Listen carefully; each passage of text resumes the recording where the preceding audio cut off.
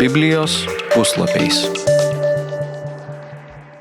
Sveiki prisijungę prie radio stoties XFM kasdienės laidos Biblijos puslapiais, kurioje daktaro Džono Vernono Magi ekspozicinį Biblijos mokymą pristatau aš, pastorius Gediminas Dailydė.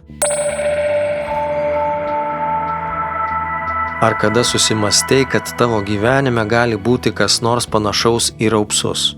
Iš pradžių atrodantis nereikšmingas dalykas, kuris pamažu ima plisti ir nuodija visą gyvenimą.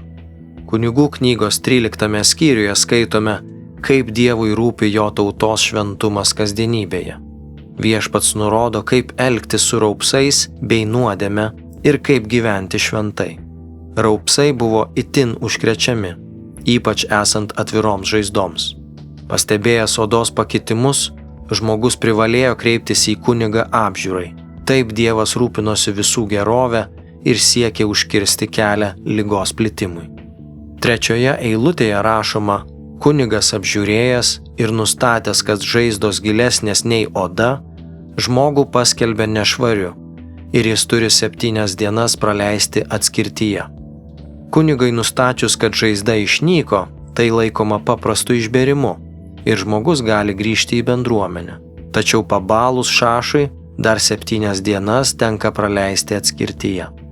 Nors raupsai nėra nuodėmės pasekmė, jie puikiai ją atspindi. Kaip raupsai teka kraujyje, taip ir mes paveldėjome nuodėmę iš prigimties. Raupsai bjaurūs ir šlykštus. Tokia ir nuodėmė bei jos apraiškos. Be to, dar visai neseniai raupsų nebuvo įmanoma išgydyti.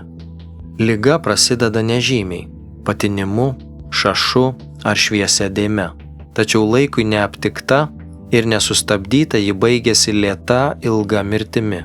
Įsivaizduok, kaip sunku pamatyti tokius odos pakitimus, eiti pas kunigą ir atsiskirti nuo šeimos bei artimųjų, kol kunigas paskelbs tave švariu. Kančia būdavo laukti ligos pabaigos, o dar baisiau – išgirsti patvirtinimo diagnozę. Raupsai reiškia momentinę atskirtį nuo bendruomenės. Dvasinius raupsus, nuodėmę, šiandien viešpats Jėzus panaikina akimirksniu, tardamas tavo nuodėmės atleistos.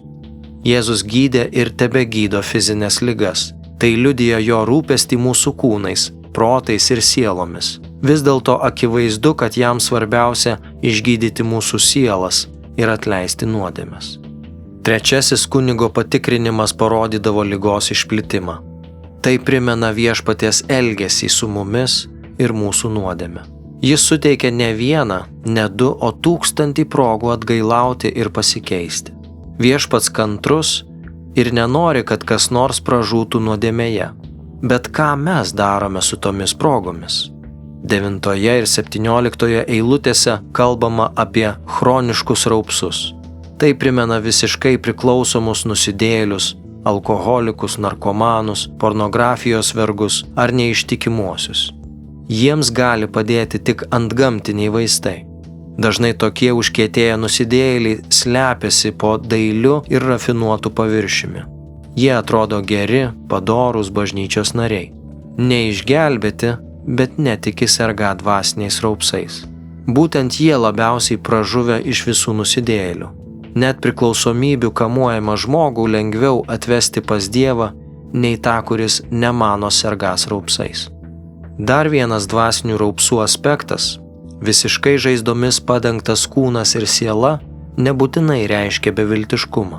Raštas sako, jei kūnas pabalęs, ligonis paskelbiamas švariu. Tai aiškiai rodo, kad ne vienas nusidėjėlis nėra beviltiškoje padėtyje.